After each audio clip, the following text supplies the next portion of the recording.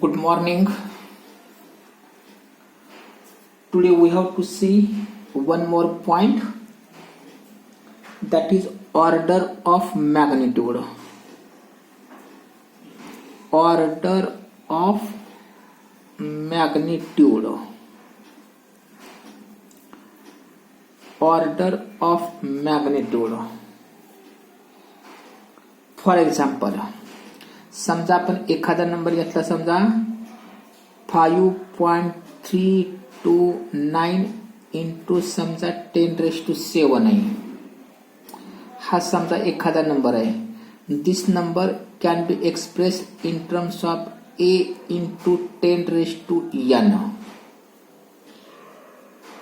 हा जो नंबर आहे, हा नंबर आपण असा एक्सप्रेस करतोय a इंटू 10⁻n, वेअर ए ची व्हॅल्यू किती असली पाहिजे, which is less than 0.5 and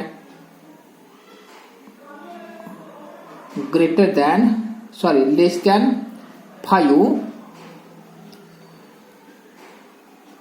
and greater than 0.5.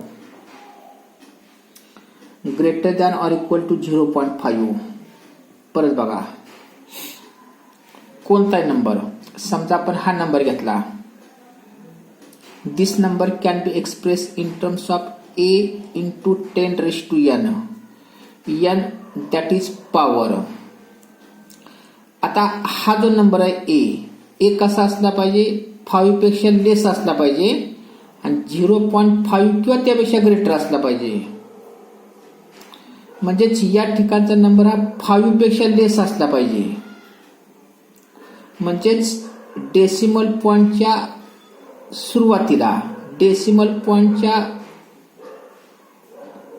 सुरुवातीला अगोदर या ठिकाणचा नंबर एक तर 0, 1, 2, 3, 4 असा काहीतरी पाहिजे. अरे हा नंबर 5 पेक्षा लेस येण्यासाठी हा जो फर्स्ट डिजिट आहे हा लेस दॅन 5 असला पाहिजे. आता इथं 5 पॉइंट म्हणजे 5 पेक्षा ग्रेटर आहे. मग काय करायचं, समजा डेसिमल पॉइंट आपण या बाजूला सरकवला, इथं डेसिमल पॉइंट वाढवला तर इथं 10 ची पॉवर कमी करायची. डेसिमल पॉइंट कमी केला तर 10 ची पॉवर वाढवायची. डेसिमल पॉइंट वाढवला तर हे कमी करा, डेसिमल पॉइंट कमी केला तर हे वाढवायचं. एवढं लक्ष ठेवायचं.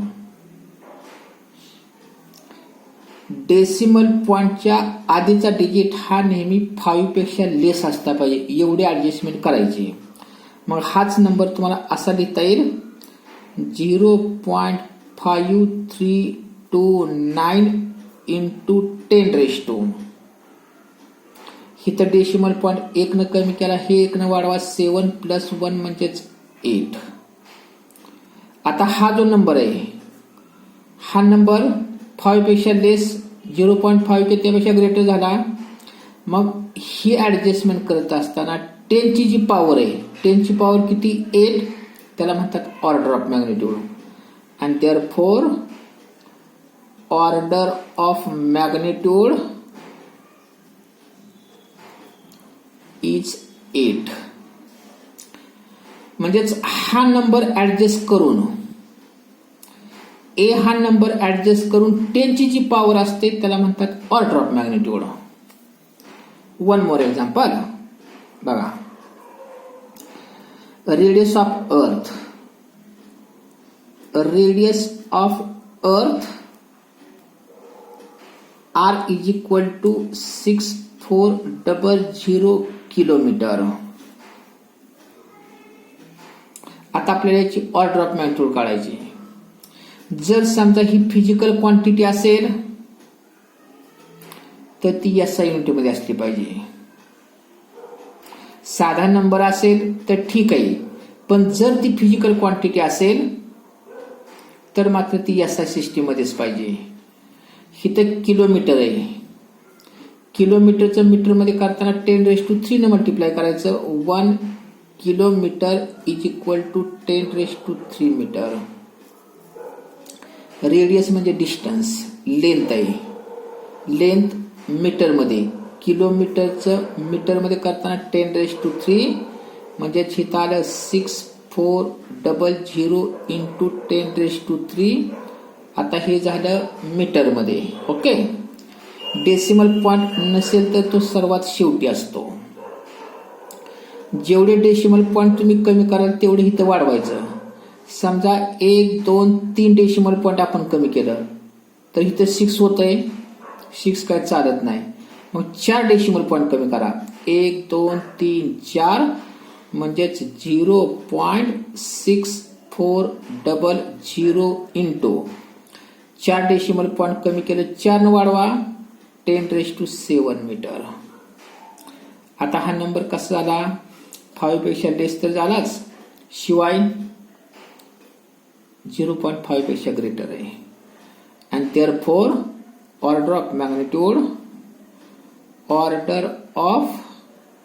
Magnitude is equal to 7. हा नंबर ऍडजस्ट करून इथं जी 10 ची पॉवर तयार होते, 10 ची पॉवर किती? 7. मग त्याला म्हणतात ऑर्डर ऑफ मॅग्निट्यूड. मग आता डेफिनेशन कशी तयार करणार? What is order of magnitude? Definition, the value of magnitude, the value of magnitude rounded off. आपण काय करतो? त्याला राउंडेड ऑफ करतोय. the value of magnitude rounded off to the nearest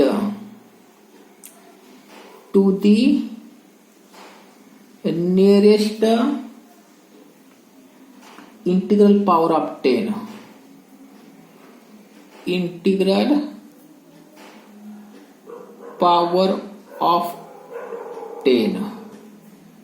is called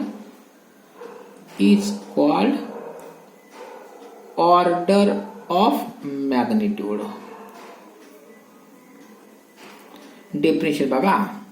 the value of magnitude, आपल्याला जी magnitude दिलेली आहे त्याची value काय करायचं? राउंडेड ऑफ करायचं. राउंडेड ऑफ करायचं कसं करायचं? नियरेस्ट इंटिग्रल पॉवर ऑफ 10 च्या पॉवर मध्ये ऍडजस्ट करायचं. पण ऍडजस्ट करत असताना तुम्हाला या पद्धतीने ऍडजस्ट करायचंय. म्हणजेच हा नंबर हा 5 पेक्षा लेस आणि 0 किंवा 0.5 पेक्षा ग्रेटर असला पाहिजे. मग ही जी 10 ची पॉवर आहे त्या पॉवरला म्हणतात ऑर्डर ऑफ मॅग्निट्यूड. डेफिनेशन कशी तयार झाली मग? What is order of magnitude? The value of magnitude rounded off to the nearest integral power of 10 is called as order of magnitude. Okay, one more example.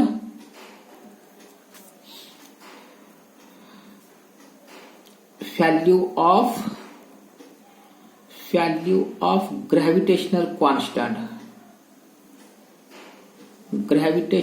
constant G is equal to 6.67 into 10⁻⁻11 newton metre square per kg square. आता हे खरं तर SI system मध्येच आहे, फक्त इथं arrange करा. Decimal पॉइंटच्या या बाजूला 6 आहे, आपल्याला 5 पेक्षा लेस पाहिजे नंबर. डेसिमल पॉइंटच्या या बाजूला नंबर हा 5 पेक्षा लेस पाहिजे. मग 1 न डेसिमल पॉइंट कमी करा, 1 न वाढवा, 0.667 इंटू 10⁻1 न वाढवलं तर -11 + 1. इथं 1 न कमी केलं, 1 न वाढवतोय, -11 + 1 म्हणजेच -10 newton metre square per kg square. And therefore order of magnitude is -10. Order of magnitude किती आली? -10. या पद्धतीनं. म्हणजेच करायचं काय पहा, 10 ची पॉवर तुम्हाला ऍडजस्ट करायची. वन मोर एक्झाम्पल बघा, one more example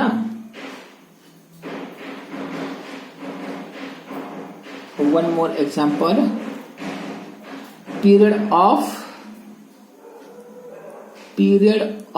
minute hand.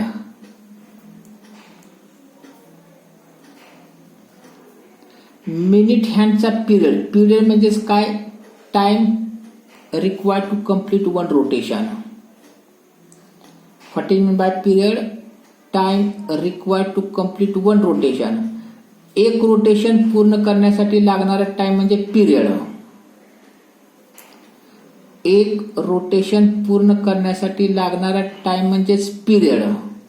मग मिनिट काट्याला एक रोटेशन पूर्ण करण्यासाठी 1 तास लागतो आणि म्हणून मिनिट हँडचा पिरियड झाला 1 आवर.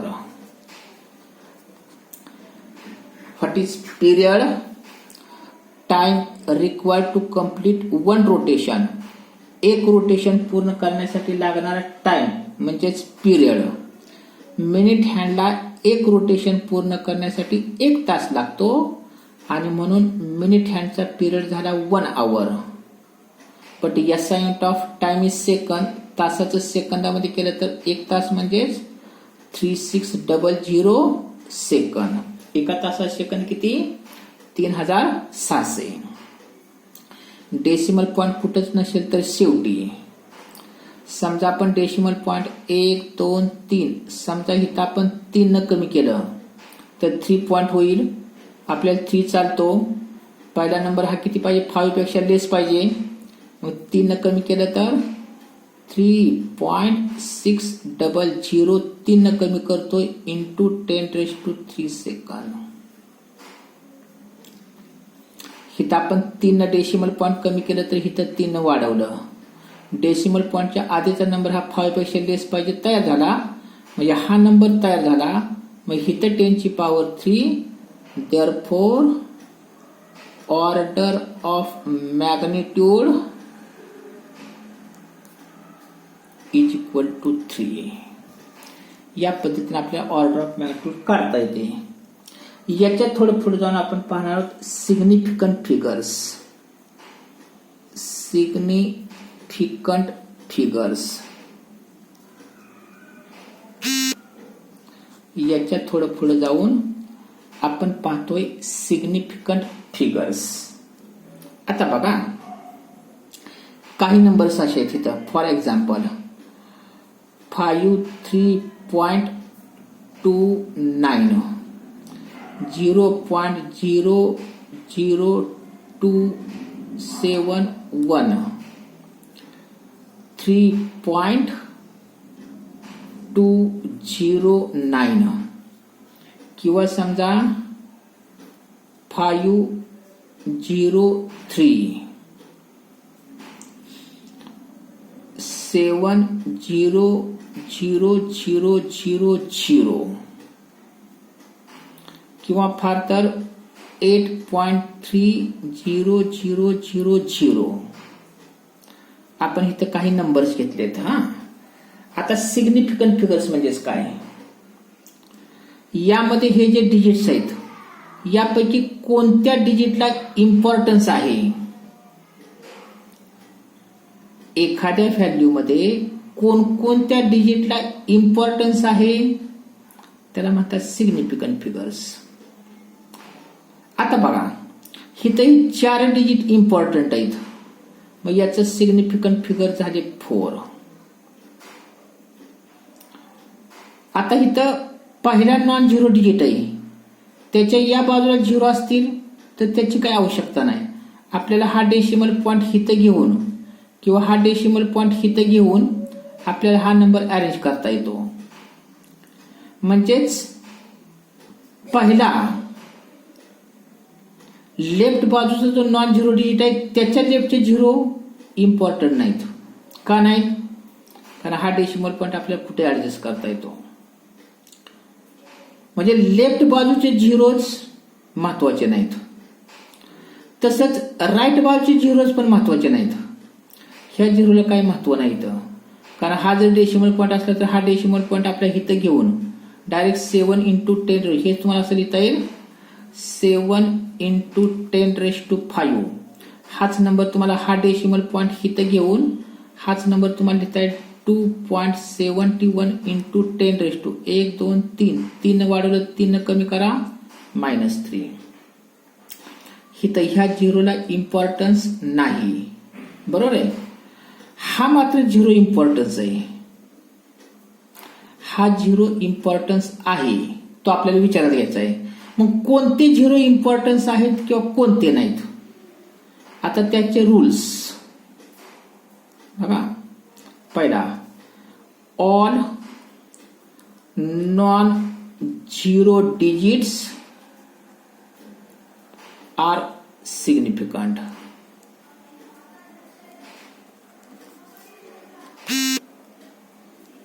म्हणजे सर्वच्या सर्व नॉन झिरो डिजिट्स हे सिग्निफिकंट फिगर्स असतात. सर्वच्या सर्व नॉन झिरो डिजिट हे सिग्निफिकंट असतात. All non zero digits are significant figures. Second,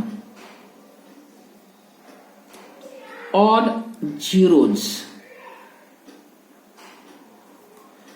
on left of first non-zero digits. बघा, all zeros on left of first non-zero digit. आता हा first non zero digit आहे, त्याच्या लेफ्ट बाजूचे zeros R not significant.